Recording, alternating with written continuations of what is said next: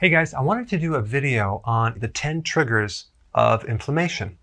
Now here's the problem with inflammation. Number one, cancer tends to travel and migrate to areas of inflammation. Okay, so that's number one. And also, if you're in this inflammatory state, you have this immune reaction going on with histamines. Too much histamine in the body is basically a fatigue poison. It's going to make you tired. So you're going to have mucus, you're going to have congestion, and you're going to be tired, okay? So there's all sorts of things that you can do to reduce inflammation, but first we have to identify the triggers. So let's kind of cover all the different triggers. Number one, food allergies. That's the most obvious. When you eat something you're allergic to, you become inflamed, usually in the gut, in the intestines, could be in the small intestine or large intestine. Certain parts of your body could be allergic to certain things, but not other parts. Pretty interesting, right? So let's say in your small intestine, in the lower part, you can have an allergy to gluten, and that can create an ulcer or an irritation or even this inflammatory condition. So you have anything like colitis, diverticulitis, anything itis is inflammation. So the classic thing is dairy, and then nuts like peanuts. Those are the most common things that people are allergic to that basically create just way too much inflammation. Okay, insulin resistance. When you have this condition, you're going to have higher amounts of inflammation. You're going to be stiff. You're going to have pain in your body, in your joints.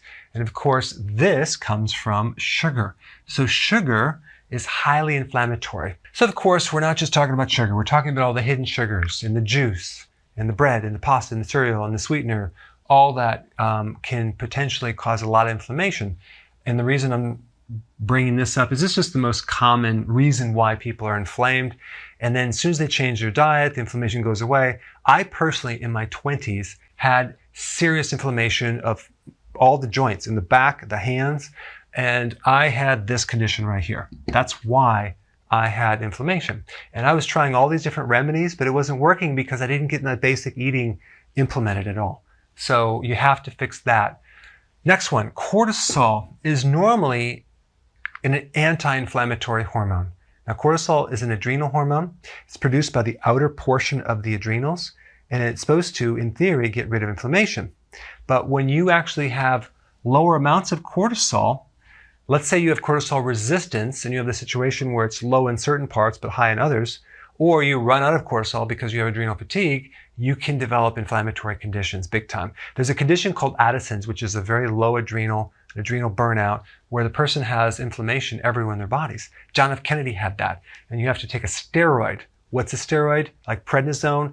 It's basically cortisol. It's a synthetic version of that. So any condition that involves taking cortisone cream, cortisol injections, prednisone is really an adrenal weakness. So there's so many inflammatory conditions, from autoimmune diseases to skin problems to poison ivy to arthritis, that basically is involving low cortisol. So if you have this condition, I put links down below for all these conditions, but if you have this condition, you want to strengthen the adrenal. Okay. Licorice, by the way, is a good thing to take as a natural cortisol replacement. Not the candy licorice, but licorice extract. But there's definitely a huge connection between cortisol and inflammatory conditions. All right, now next one is old injuries. If you have an old injury, whether it's a sprained ankle, a fall in the tailbone, breaking a bone, like I have, I pretty much injured a lot of different parts of my body over the years, and it comes back to haunt you. You have these low-grade stiffness, inflammation going on in the joint because it's been damaged and there's not a lot of circulation in there. I have a lot of videos on what to do and how to address this. But if you do intermittent fasting, you can greatly reduce the inflammation even from old injuries, okay? So this is a really important thing to talk about, and people, they think that it's in the past, it's fine, but there's a huge connection. The inflammation will stay there. Infection, okay? So you're gonna have inflammation because it's part of the immune system. The body's starting to attack certain things. So a lot of people have yeast or candida or viruses in certain parts of their body, bacterial infections, an overgrowth of unfriendly bacteria, Lyme. So there's all these different infections that can occur in the body, even from like a tooth that is damaged that then leaks bacteria into the system, even into the heart. It can settle in there. So you can develop all sorts of inflammatory conditions in different parts of the body. There's even a very small microbe called a nanobacteria that seems to use a calcium igloo or a shell to protect itself. And so it's really hard to kill this microbe because it's protected. They're very stealth. So you have these small bacteria, they're called nanobacteria, that create this infection in the body and create more inflammation and more problems in your kidney, in the heart, tartar in the teeth. That's really an infection going on. So there's things to deal with that as well. One remedy to dissolve the shell, to decalcify the shell, would be something called EDTA. It's a chelator. Pulls the shell off, but then you would want to take a natural antibiotic. So anytime someone has this connection to inflammation, I always recommend herbal antibiotics. Clove is a really good one. Oregano is great. Thyme is wonderful. You can even take garlic, but it's actually really important to start clearing out the old infection in the body. And of course, you want to avoid the sugar that feeds it, okay? But infection is actually very, very common, but it's kind of a low-grade infection. It's not really showing up as a major thing, but it's hiding. It's a hidden infection. And the big thing that you're going to notice is fatigue. You're going to have fatigue. Okay. Oxidants.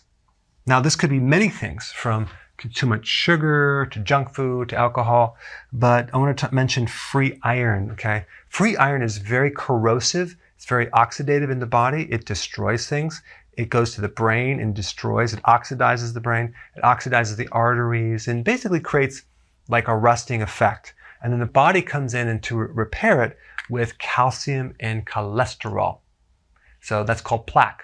Okay, it happens in the brain, happens in the heart, it can happen other places, but oxidants can create an inflammatory condition because there's an immune reaction going on. And by the way, microbes, both good and bad, eat iron.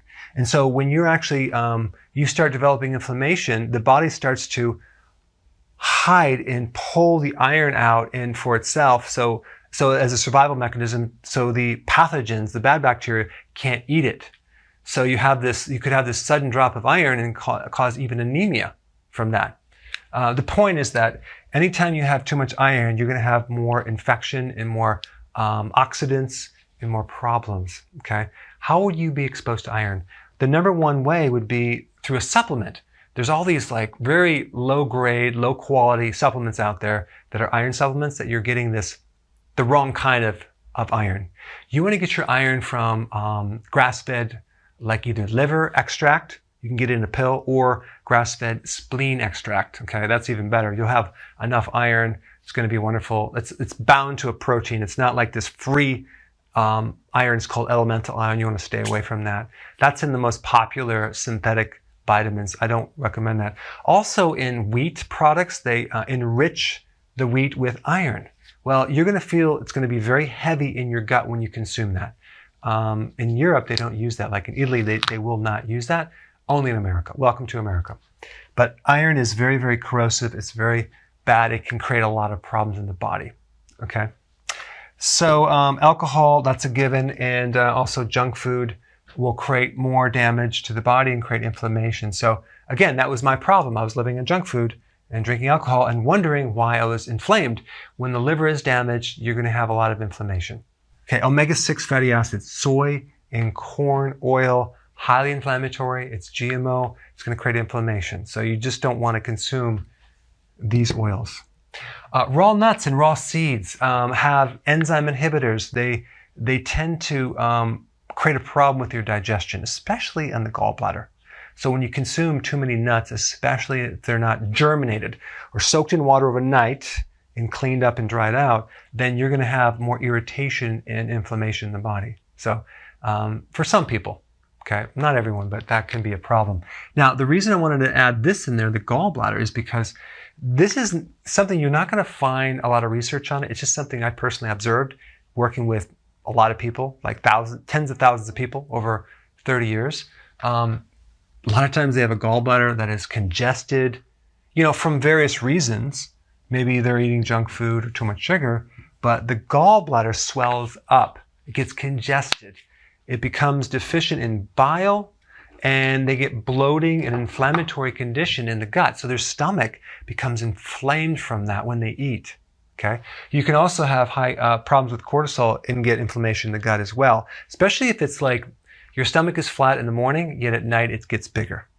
But the point is that not only will the gallbladder problem cause swelling and inflammation in your digestive tract and over the gallbladder itself, but it's going to refer pain to the right neck and shoulder blade. Anything through this side that's inflamed, it's from the gallbladder. It's very, very common. So the way you would know that is you'd press underneath the right rib cage, massage this area for 2 minutes, bam, gone. Now you know you need to do something to help this condition. Probably change your diet. That might help you. All right, so I just wanted to kind of give you a summary of all the different connecting dots with inflammation. Hope that helped. And make a little note down below and tell me what you thought about this video. Thanks for watching. Hey guys, so there's a whole bunch of people that really need this information. So press the share button and let's get it way out there.